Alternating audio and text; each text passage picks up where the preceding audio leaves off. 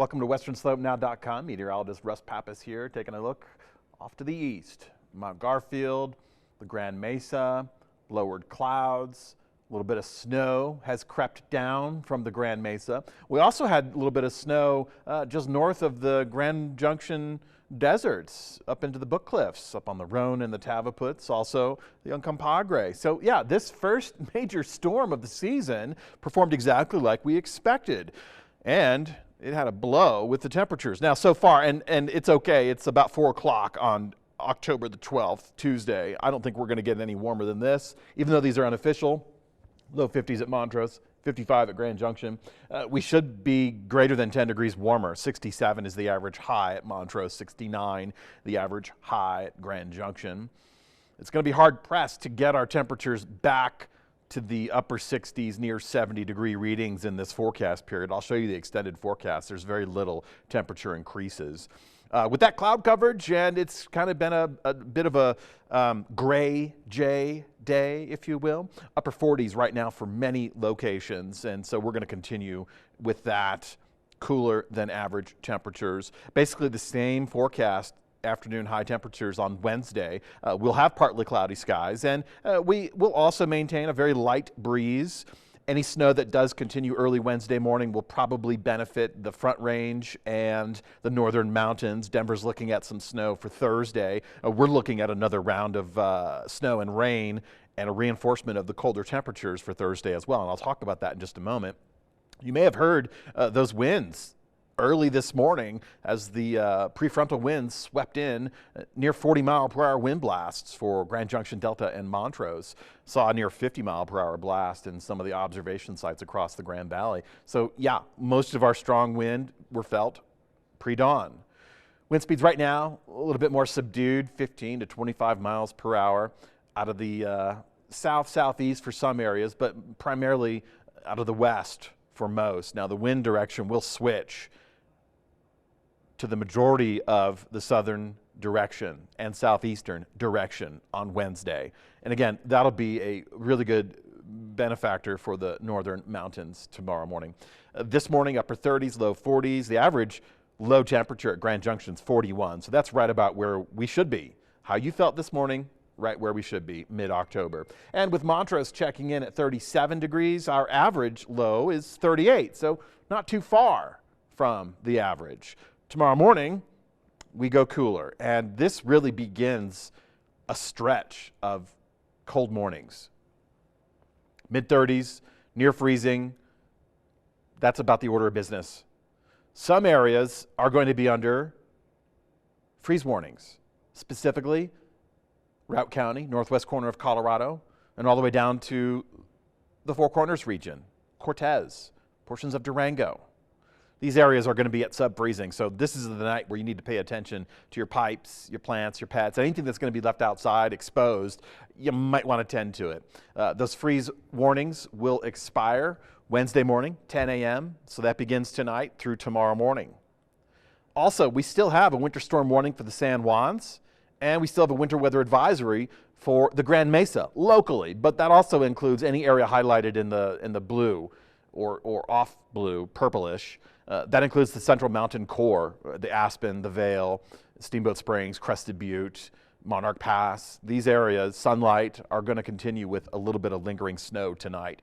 As far as rain, we did quite well. We still have a deficit at Montrose. We still have a deficit at Grand Junction. One storm system will not overcome that deficit, but every little bit helps. And getting something into the measuring bucket, that occurred this morning, and that's good. We're going to get some drying for Wednesday afternoon and Wednesday night. We should get some clearing skies Tuesday night after midnight, and we really lose all of our opportunities with this first round. This is exit mode. We're on the backside. Energy is wrapping around, sweeping back through. We have snow highlighted in white on radar up on the Uncompahgre. We also have a little bit of snow falling on the Grand Mesa into Debec corridor. Also some rain coming in from Utah along the I-70 stretch. So still some unsettled weather, and if you're traveling 139 northbound or southbound over Douglas Pass, you are encountering snow on the roads. In fact, the Grand Mesa, Highway 65, had some pretty slippery or slick conditions because of that snow and packed snow on the roadways, and of course a little bit here and there. I'm still expecting Powderhorn to measure 10 inches by Friday with these two systems coming through, so that's still in the books. But as far as radar goes, semi-active right now, a little bit of a rain column just north of Fruita into the desert area. I don't think that's going to add to the bucket officially, but it is occurring. So we're just lingering. We have that lingering shot through about midnight-ish tonight. That could go into, you know, the early dawn hours, but we're still not entirely done. We will get some clearing for Wednesday. By Wednesday midday, we'll still be looking at partly cloudy skies. We'll still be looking at snow falling along the I-70 corridor, particularly up at Loveland Pass, the Gore Range, the Aspen, Crested Butte area. These higher elevation sites will just squeeze out another inch or two of snow. And then Wednesday night, we continue with the cloudy conditions. And then we advance into our next storm system for Thursday. So Wednesday's going to be partly cloudy, just as cool. We won't have a whole lot of wind on Wednesday, but it's going to be about the cold temperatures. And any wind that does blast around greater than 5 miles per hour will be a wind chill effect. Now, the second front comes through Thursday early in the day, and that'll keep us going with rain in the lower elevations, though there's the opportunity for Montrose to get a rain-snow mix. Even Grand Junction, we could see that rain-snow mix early in the morning of Thursday. That is possible. That's just going to contribute to a complicated commute Thursday morning, and we'll have these scattered snow showers in the high country and scattered rain and rain-snow mix in the lower elevations. So driving around on Thursday, this is our 1-2 punch. This system this week, it's reinforcing the cold temperatures, but it also is creating hazardous driving conditions. So if you really don't have to be traveling long distances, maybe hold off on it.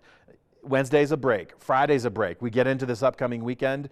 Most of the models do indicate we have a dry weekend, but no one agrees on the beginning of next week.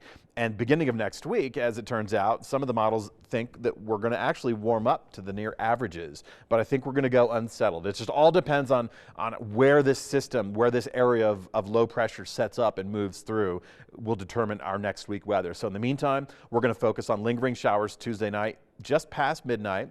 We'll catch a break on Wednesday, but not by much. We're still going to be cool. We have that advancing front on Thursday. Winds should go on the increase. Rain-snow mix opportunity early in the morning hours. Cold temperatures. We're going to round out the work week Friday with dry and very chilly conditions. Friday and Saturday morning for Grand Junction will be sub-freezing temperatures, but we'll have dry and clear conditions. Same for Montrose. Wednesday, not much of a break, but it is a period in between these two systems. So partly cloudy with increasing clouds later in the day.